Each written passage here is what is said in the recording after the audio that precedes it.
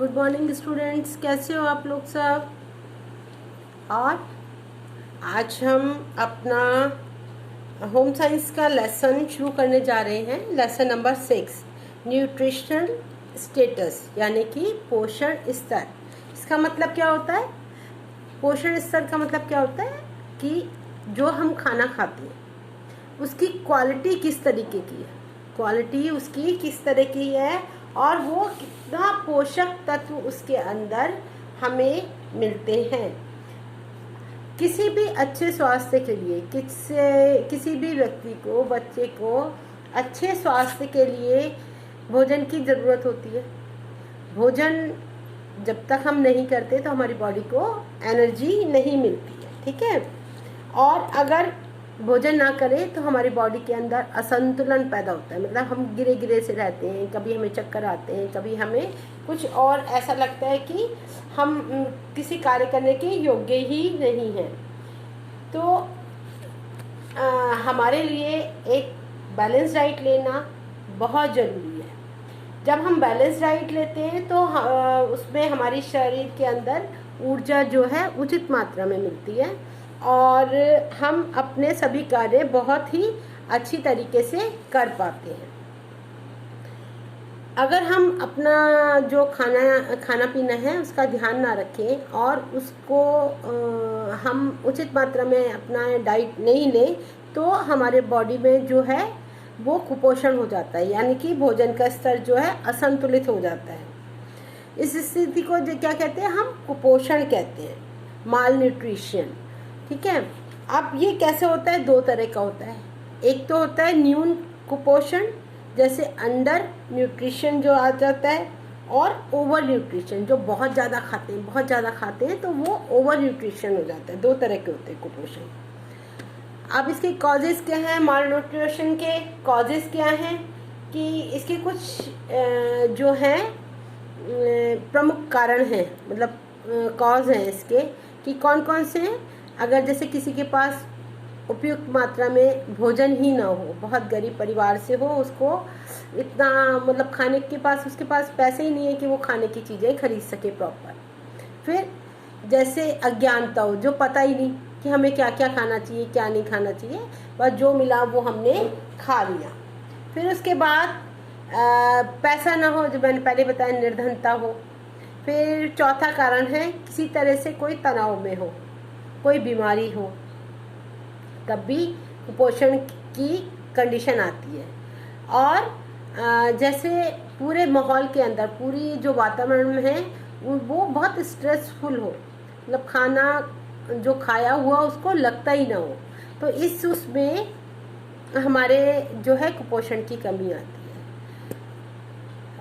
है। जो आपका है अंडर न्यूट्रिशन में कौन से जो दो रोग आते हैं वो है ऊर्जा प्रोटीन कुपोषण, EPM, यानी कि एनर्जी प्रोटीन माल न्यूट्रिशन। इसके क्या दो कारण हैं कि इसमें एक तो प्रोटीन की कमी होती है और जो हमारा खाना है उसके अंदर आपका माल न्यूट्रिशन होता है, उसको पूरा मिलता नहीं है। इसके दो रोग होते हैं, मेरास्मस और क्वाशरकोर। उसमें क्या होता है कि जो बच्चों की बढ़त है, बड़ा वृद्धि है, वो कम हो जाती है और उनकी जो मांसपेशियां, हड्डियां हैं वो गलना शुरू हो जाती हैं, ठीक है। फिर दूसरी है बीमारी, उसमें कौन सी होती है? विटामिन ए की कमी होती है। उससे क्या होता है? बच्चों की आंखें कमज़ोर होनी शुरू हो जाती हैं। रतौंधी नामक रोग जो है विटामिन ए की कमी से ही होता है। तीसरा कौन सा है? एनीमिया, यानी कि ब्लड के अंदर हीमोग्लोबिन की कमी हो जाना। जब हीमोग्लोबिन कम हो जाता है ब्लड के अंदर तो बॉडी के अंदर आयरन की कमी हो जाती है। समझ में आया? फिर उसके बाद आयोडीन की अल्पता, अगर जैसे आयोडीन की कमी हो जाए तो गॉइटर नामक रोग हो जाता है, गले में ग्रंथियां जो हैं वो हमारी बढ़ जाती हैं, ठीक है। और जैसे कुछ जो है वो लोग मोटे होते हैं, उसमें भी आता है, तो उनको एकदम बहुत जल्दी थकान होने लगती है, गले में सूजन आ जाती है और इसके कारण उनके जो काम करने की शक्ति है वो कम हो जाती है। अच्छा, हम इसको कैसे उसको देखेंगे कि पोषण स्थिति का आंकलन हम किस तरह से करेंगे कि जैसे व्यक्तियों की गिनती करके, अच्छा जैसे एक बच्चा कितना खाना खाना चाहिए उसकी मात्रा को निर्धारित करके। तो हमारे नेशनल न्यूट्रिशन प्रोग्राम्स हमारी सरकार ने बहुत सारे बनाए हैं, जिसमें बच्चों के लिए एक प्रोग्राम बनाया है ICDS, समन्वित बाल विकास सेवाएं। यह हमारे जो देश में बहुत ही सफल रहा है। इसमें बच्चों के वृद्धि और विकास के लिए बहुत ही जो आवश्यक पहलू हैं, जो बहुत ही आवश्यक बातें हैं, उन पर ध्यान रखा गया है। पहली बात क्या है? स्वास्थ्य, उनके नियमित टीकाकरण यानी कि इंजेक्शन जो लगते हैं वो, और उन बच्चों की नियमित जांच स्वास्थ्य की, स्वास्थ्य सेवा के लिए एक स्थान से दूसरे स्थान पर भेजना, और साधारण बीमारियों का इलाज करना। ठीक है। पोषण के अंदर जो है वो क्या करते हैं? पूरा भोजन देना, उनकी ग्रोथ कितनी है उसको मापना, उसको जांचना, और पोषण और स्वास्थ्य संबंधी शिक्षा भी देना। ठीक है। इसके अंदर ही जैसे स्कूलों के अंदर दोपहर का जो खाना दिया जाता था, मिड डे मील जो दिया जाता है, वो इसी योजना के अंतर्गत आता है। इसके बाद आपके आ जाता है ये EPM का, मैंने आपको बता दिया। अच्छा, क्वाशिकोर और मरासमस का मैंने बताया क्या क्या होता है। उनकी जो ग्रोथ होती है वो रुक जाती है, उनका वजन जो है सामान्य बच्चों से कम होता है, स्वभाव में चिड़चिड़ापन होता है, शरीर में सूजन होती है, और पैरों और हाथों पर तो बहुत ही ज़्यादा होती है। ठीक है। बाल जो होते हैं वो रूखे रूखे होते हैं एकदम, और जो स्किन है वो भी बिल्कुल खुश्क होती है, मतलब चमक नहीं होती इसके ऊपर। और कभी कभी उनको वॉमिटिंग, कभी लूज मोशन, और इस तरह से भोजन पचाने में बहुत सारी परेशानी होती है। उनका जिगर बढ़ जाता है, दांत सारे टूट जाते हैं, और उनकी जो हड्डियों का है उनका विकास नहीं हो पाता। ठीक है। और जो बड़ों में जो होता है उसमें भी क्या होता है, बड़ों में जो होता है वो शरीर भार में कमी होना, रक्तहीनता होना, रोग निरोधक क्षमता का ह्रास होना, पैर में श्रेणी, मतलब जो पैरों में उनके बहुत सूजन हो जाती है, और हड्डियां जो है उनकी बहुत जल्दी टूट जाती हैं। ठीक है। अब इसको क्या करेंगे, इसके दोनों के अंतर जो है, ऊर्जा और प्रोटीन दोनों में कम होता है। ठीक है। दोनों में क्या है, प्रोटीन की न्यूनता होती है इसके अंदर, क्वाशिकोर के अंदर, उसके अंदर ऊर्जा की और प्रोटीन की दोनों की। 12 माह की आयु से पूर्व होता है। जो मेरास्मस है वो 1 साल के बच्चे के अंदर होता है, और जो क्वाशिकोर है वो 1 से 3 साल के बच्चे के आयु के बीच में होता है। त्वचा के नीचे वसा की कमी के कारण झुर्रीदार चेहरा हो जाता है। मेरास्मस में क्या होता है कि झुर्रियाँ पड़ जाती हैं चेहरे के ऊपर, और जो क्वाशिकोर में उसके हाथ पैर और उन पर बाहों पर भी सूजन हो जाती है। और जो मेरास्मस में जो पेट होता है वो पिचका हुआ होता है, बहुत ज़्यादा भूख लगती है, या बार बार डायरिया हो जाता है। और उसके जो क्वाशिकोर में है उसमें क्या है कि शरीर में सूजन आ जाती है, पेट फूला हुआ होता है, भूख नहीं लगती है बच्चे को, बालों का रंग बहुत फीका होता है, झड़ जाते हैं, गंजे हो जाते हैं बच्चे, ये इसकी कमी होती है। ऐसे विटामिन ए की कमी में क्या है कि जो है जो ए से रतौंधी नामक रोग होता है। ठीक है। इसके साथ में आयोडीन की कमी से मैंने आपको बता दिया गले के रोग होते हैं, व्यक्ति जो है मोटा हो जाता है और थकान महसूस करता है, और उसकी स्किन पर भी बहुत सारे अलग अलग परिवर्तन होते हैं। ठीक है। अब इसके लिए आपको कुपोषण होने के क्या क्या कारण है? क्या है कि अगर उसको अपर्याप्त भोजन मिले, पूरा खाना ही ना मिले, फिर जो इम्प्रॉपर भोजन मिले, अनुचित भोजन मिले, जो उसको ज़रूरत है वो ना मिल करके, जैसे कि बच्चे पूरा प्रॉपर खाना ना खा के वो खा लेते हैं, जंक फूड खा लेते हैं, या फिर सिर्फ ब्रेड ही खा लेते हैं, तो ये गलत है। अनुपयुक्त भोजन, जैसे कि जितनी हमें ज़रूरत है हमारी बॉडी के लिए, जितनी आवश्यकता है उसको ना मिल करके हम उस आवश्यकता से कम भोजन करते हैं। ठीक है। सामाजिक और आर्थिक कारण कि किसी के घर में बहुत ज़्यादा गरीबी है, या कुछ उसके पास ऐसा साधन ही नहीं है कि वो उस खाने को प्रॉपर तरीके से खा सके, पोषण संबंधी अज्ञानता कि किसी को पता ही नहीं कि हमें क्या क्या चीज़ खानी चाहिए, क्या क्या नहीं खाना चाहिए। अस्वच्छ वातावरण, जैसे आसपास का वातावरण बहुत गंदा है और कोई भी पढ़ा लिखा नहीं है, कोई भी समझदार नहीं है, तो इस तरीके से भी ये प्रॉब्लम्स आती हैं। और जैसे अपनी अपनी जैसे खाने की आदतें होती हैं, किसी को सिर्फ चावल ही पसंद होता है या किसी को सिर्फ ब्रेड ही खानी है, तो उसको माल न्यूट्रिशन होना तो बहुत ही आसान सी बात है। फिर जैसे मिलावट है, मिलावट में क्या है, जैसे हम अब सब्जियां लाते हैं या हम मसाले लाते हैं, तो उसमें किसी भी चीज़ की केमिकल्स की मिलावट होती है, उससे भी हमें ये रोग हो जाते हैं। फिर जैसे कि बहुत से लोगों को ये होता है कि हमें ये चीज़ नहीं खानी, प्याज नहीं खानी, लहसुन नहीं खाना और मसूर नहीं खानी या हमें अंडा नहीं खाना, तो ये चीज़ें भी एक जगह पर वो इस चीज़ के लिए ज़रूरी है कि हमें सब कुछ खाना चाहिए। और बहुत से लोग काम करते हैं, नींद सोते नहीं है प्रॉपर, ये भी एक कारण है। और पावर्टी, निर्धनता तो इसका मेन कारण है ही है।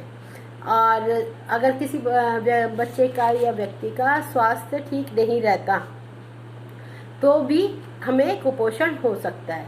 तो कुपोषण और अपर्याप्त पोषण के लक्षण क्या क्या हैं? बाल खराब हो जाते हैं, बाल चमकते नहीं हैं, टूटते हैं बहुत ज़्यादा, आंखें वो हैं, सूखापन होता है आंखों के अंदर, और बहुत ज़्यादा या तो पानी जाता है या फिर क्या होता है कि वो आँखों का पानी बिल्कुल ख़त्म हो जाता है। त्वचा जो है बिल्कुल ही एकदम आपकी ऐसे झुर्रीदार हो जाती है या चमकहीन हो जाती है, होंठ सूख जाते हैं, उनका लाल रंग नहीं रहता और फटने लगते हैं। जीभ जो है वो भी आपकी सूजन और लाली होती है, छाले हो जाते हैं उसके अंदर, मसूड़े भी आपके ख़राब हो जाते हैं, दांत सारे गिर जाते हैं, पीले और भूरे हो जाते हैं, हड्डियां जो हैं वो कमज़ोर हो जाती हैं, कंकाल जो है उनका जो स्ट्रक्चर है बॉडी का वो भी अलग सा हो जाता है, पसलियां जैसे झुक जाती हैं, मुड़ जाती हैं, पूरी बॉडी का स्ट्रक्चर ही चेंज हो जाता है। और जो वेट है वो कभी बढ़ जाता है या कभी बहुत कम हो जाता है।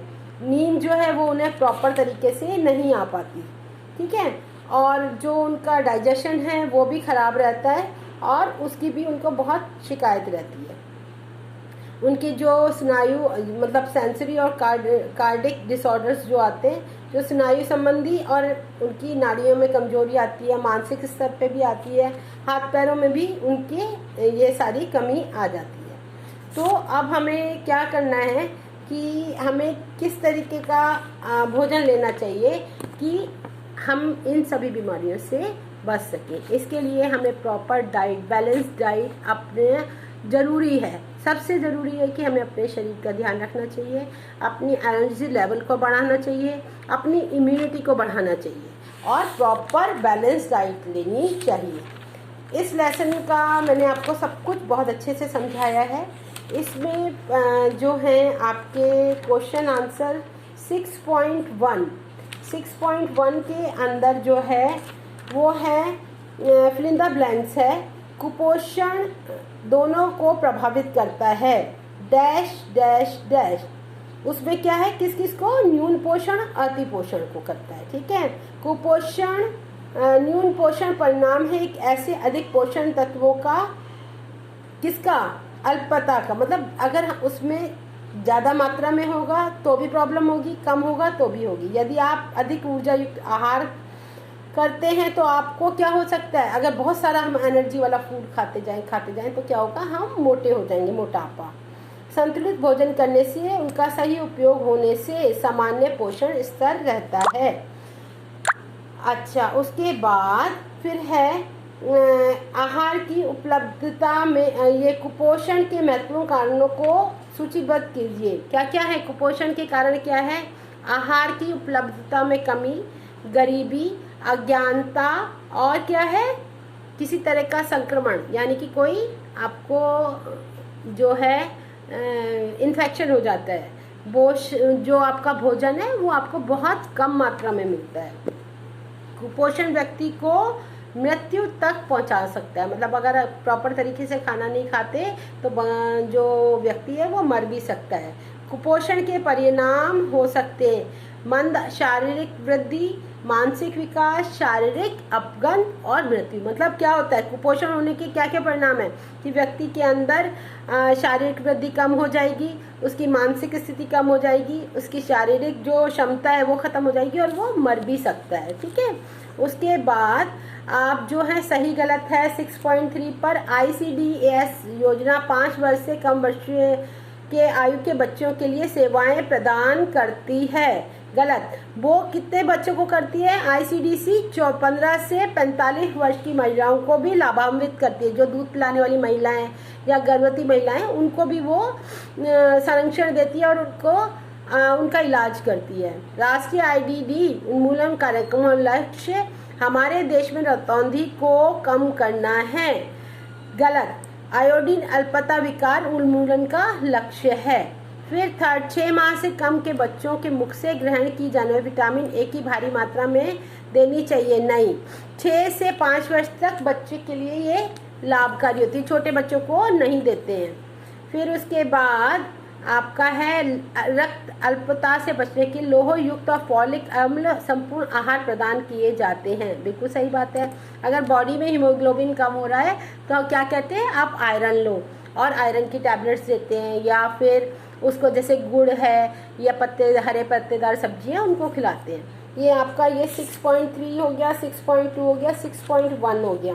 और इसको आपको सारे मल्टीपल चॉइस क्वेश्चंस, छोटे छोटे क्वेश्चंस हैं, बिल्कुल इजी लेसन है। सब कुछ मैंने आपको एक ब्रीफ में सारी चीज़ें समझाई हैं। बाकी चीज़ें आपको सिर्फ अपने आप करनी है, और फिल इन द ब्लैंक्स भी हैं इसके अंदर, इसको आप अपने आप करो। अगर कोई भी परेशानी किसी भी बच्चे को होती है तो आप मुझे फ़ोन कर सकते हो, और जब भी आपको ज़रूरत हो आप मुझे मैसेज कर सकते हो। ठीक है, इसके अलावा आपको अभी इस लेसन के अंदर जो है